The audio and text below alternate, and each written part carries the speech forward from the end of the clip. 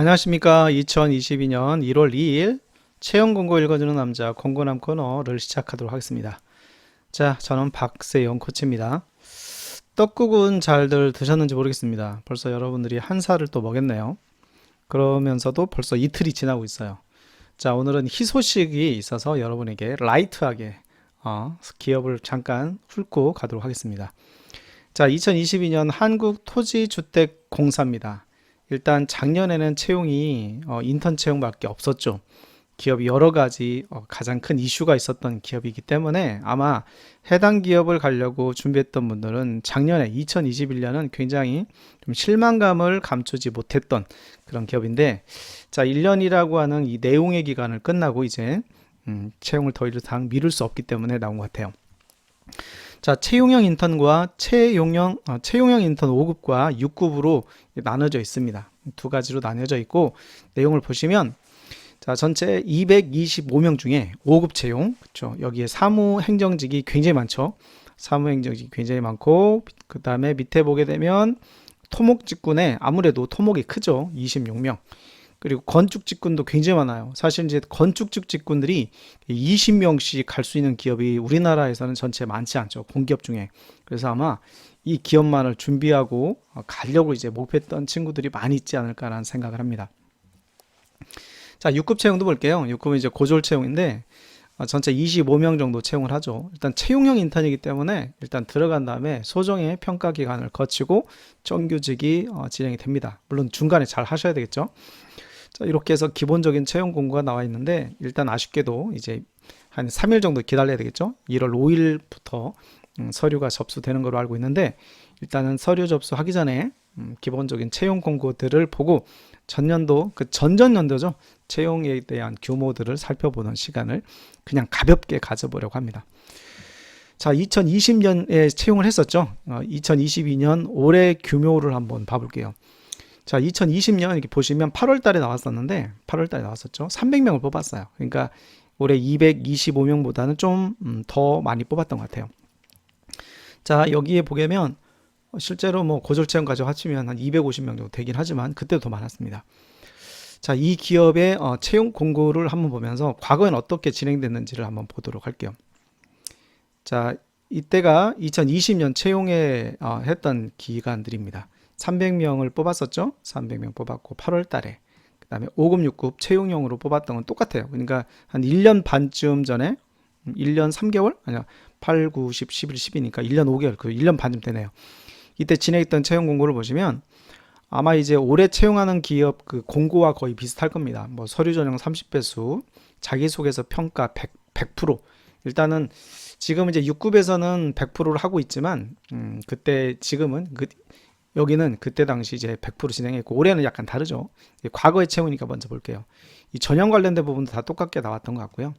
가장 중요한 경쟁률을 보도록 하겠습니다. 일반 행정 쪽은 15,000명 지원해서 3,000명 정도가 선발이 됐으니까 실제로 많은 인원들이 1차에서 서류 부분에서 탈락을 한 거예요. 그렇죠? 그 다음에 2,900명에서 220명, 면접은 104명 정도까지 이제 왔었다. 굉장히 많이 뽑았었네요. 그죠? 104명이면 선발률이 엄청 많았었죠. 그 다음에 지금 올해 많이 뽑는 포지션인 밑에 토목 쪽은 2,000명 지원해서 최종적으로 50명 선발했었고요.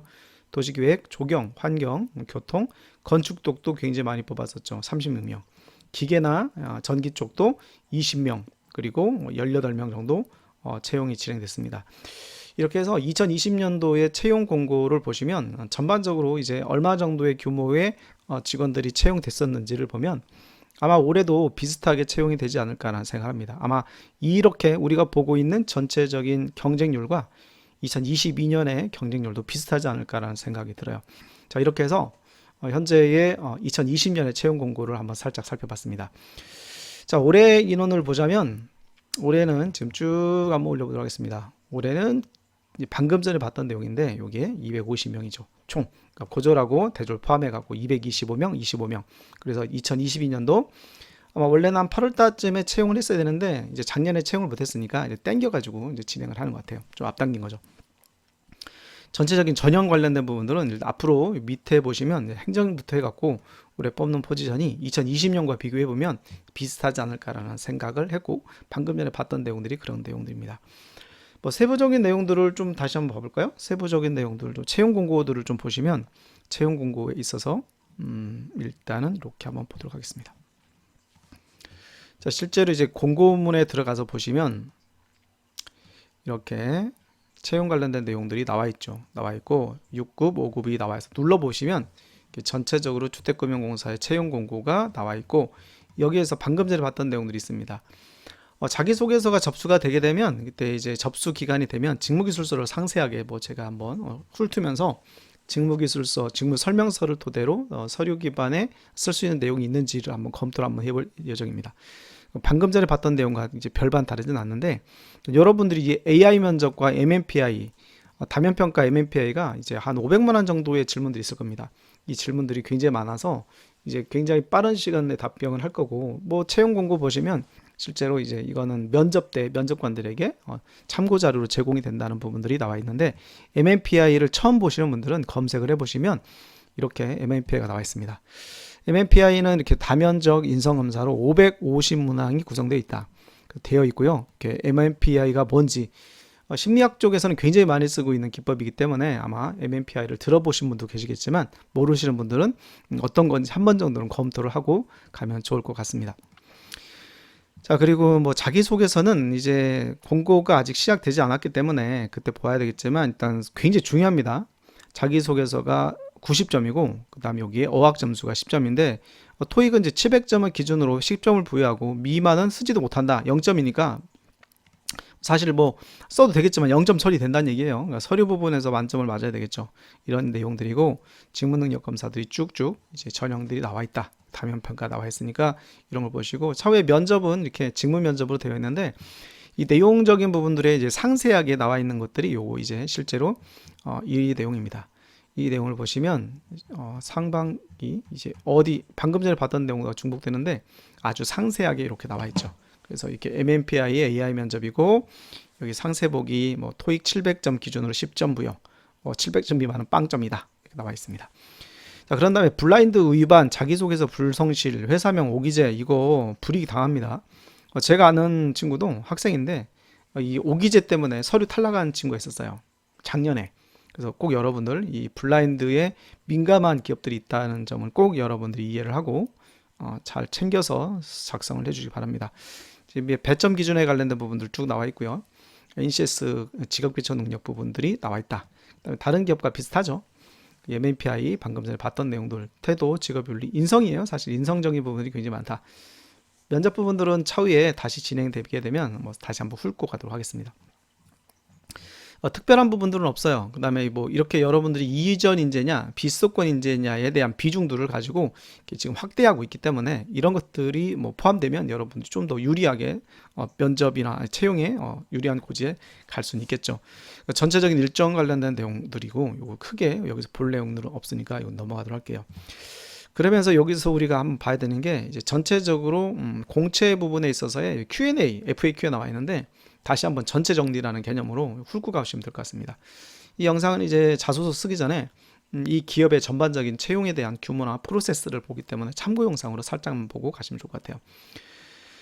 자, 그 다음에 지원하신 지역, 그 지역 전문 사원 같은 경우는 출신 지원자만 지원할 수 있는가, 지원하신 지역에 5년 이상 5년간 근무, 의무 근무에 대한 부분도 있으니까 요거를 여러분들이 생각하시고 지원하시면 될 것 같다. 중요한 부분들만 체크를 해봤습니다. 자, 신분, 입사 이후 신분, 보수, 급여 제일 중요하죠. 인턴 기간 동안에 되게 많이 주는 거예요. 그렇죠? 그다음에 공공기관 알리오, 잡 알리오 보면 신입사원 평균 연봉이 나와 있으니까 그걸 참고해서 보면 된다. 뭐 해당 기업이 사실 연봉 자체가 굉장히 높은 기업은 아니죠. 그렇지만 이제 워낙에 전공이라든지 이런 것들을 가지고 상징성을 가지고 있는 기업이고 워낙에 전문자 집단이잖아요. 그런 걸 감안해서 가시면 좋을 것 같다. 제가 여기 사옥을 직접 봤었는데 사옥이 진짜 이쁘게 아주 훌륭하게 지어 있습니다. 오, 특이하던데요. 건물이 굉장히 이쁘게 지었던 그런 기업에서 여러분이 근무할 수 있는 기회가 있을 것이다. 인턴 기간 4개월 동안이니까 4개월 동안이니까 이때 잘 버티시고 잘 하셔갖고 평가에서 불이익을 당하지 않으면 된다라는 부분들이고, 그리고 기사 자격증 관련된 건 사무직 같은 경우는 전문 사무직과 전문 자격증이 있고, 뭐 이게 기사 수준의 자격증이 있으면 된다라는 말씀이 있었습니다. 그 다음에 특별한 건 없고요. 밑에는 자, 중요한 부분들만 다루고 갈게요. 자, 어학 성적을 작년에는 반영하지 않았는데 왜 이번에 반영하냐 그랬더니 올해는 서류 전형 평가의 어학 성적 토익이 도입됐습니다. 앞으로는 더 향후 채용시 확대 100% 갈 가능성이 크다는 얘기죠. 작년엔 여러 가지 이유가 있었다. 올해는 그래서 어학이 들어갔다라는 말씀을 이렇게 체크를 해주고 있습니다. 그리고 뭐 군인 있는 분들이 계신지 모르겠지만 4월 10일까지 전역 예정자가 포함된다니까 만약에 군인 중에 뭐 여기 지원하시는 분도 있으면 참고해서 지원해 주시면 좋을 것 같습니다. 그리고 이 명시된 거 직업교체 능력과 기본적인 능력들 이렇게 나와 있다는 것이 포함되어 있고 그 다음에 밑으로 내려보도록 하겠습니다. 내용이 많아갖고 여러분들도 보시면 되게 길 거예요. 그래서 필요하다고 생각하는 것만 짚어보도록 하겠습니다. 자격증에 관련된 것 굉장히 많은 친구들이 질문하는데 가장 유리한 자격증 한 개에 대해서만 가산점이 부여된다. 다만 한국사 검정, 능력 검정은 1점 추가 점수로 가점을 받을 수 있다. 상세 보기를 클릭해서 확인해 보시면 되니까 뭐 기업에 이 기업이 지원하면서 너무 많이 싼 기사다 뭐 이렇게 하실 필요는 없다라는 말씀을 드리죠. 필요한 것 추가적인 가산점은 부여하지 않는다. 이게 중요한 이야기입니다. 그리고 밑에 내려서 뭐 필요한 내용들이 있고 서류 평가 기준이 굉장히 중요하죠. 평가 점수. 자소서에는 어학점수, 가산점을 합산한 고득점 순서로 30배수니까 되게 많이 뽑는 거예요. 그렇죠? 30배수에는 기본적으로 들어야지만이 여러분들이 NCS를 포함해서 그다음 본격적인 면접 전형에 포함될 수 있다. 그다음에 영어 점수가 일단 699점이어도 빵점입니다. 그렇죠? 그러니까 700점 있는 분들이 이제 일단은 좋다라는 부분들이고 여기 꽈락 기준이 있다는 얘기가 나와 있고요. 학교에 관련된 블라인드 채용 관련된 부분들 본인을 특정하기 위한 학교명, 직장명, 동아리 중에서 그 학교명과 연결되어 있는 검색해 보면 그 학교만 나오는 경우도 있어요. 이런 경우들은 아무래도 감점 처리가 된다는 이야기를 하고 있으니까 이런 걸 잘 체크해 갖고 지원해 주시면 좋을 것 같다.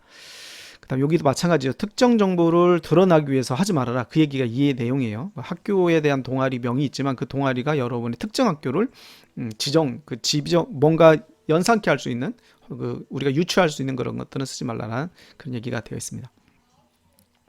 그리고 NCS는 오신문항 이거는 여러분들이 뭐 글 늘 공부했던 영역이니까 공부해 주시고 그린 다음에 밑으로 내려가서 보도록 하겠습니다. 뭐 의수 문제가 가장 많이 나오는데 의사, 수리, 문제길 중심으로 출제된다. 의수문 기본적으로 준비했던 내용들로 하시면 된다는 얘기예요.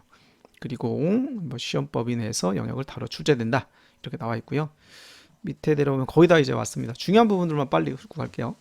면접 방식은 나중에 하겠지만 직무 능력 부분, 인성, 공사의 인쇄상 부합도 종합인데 20분 정도 소요된다고 하니까 나중에 심층 면접 관련된 부분들 준비할 때는 실제로 면접 부분들은 뭐 기회가 되면 다시 한번 깊이 있게 다뤄보도록 하겠습니다. 그리고 점수의 전형에 반영되는 것은 서류 점수는 다음 전형에 반영되지 않아요. 하지만 필기 전형 및 면접 전형은 최종 합격자 결정에 반영이 된다고 하니까 이 부분은 여러분이 좀 더 신경을 써갖고 준비하셔야 될 것 같고 필기 전형과 면접 전형의 비율을 합산한 고득점자가 선발된다. 다 잘해야 된다는 얘기입니다. 그렇죠? 그 전반적으로 이렇게 쭉 훑어봤습니다. 특별한 내용은 없어서 이제 이렇게 마무리가 되는 거고요. 이렇게 진행을 해서 실제로 한국 토지주택공사의 2022년 채용 규모를 한번 살펴봤습니다.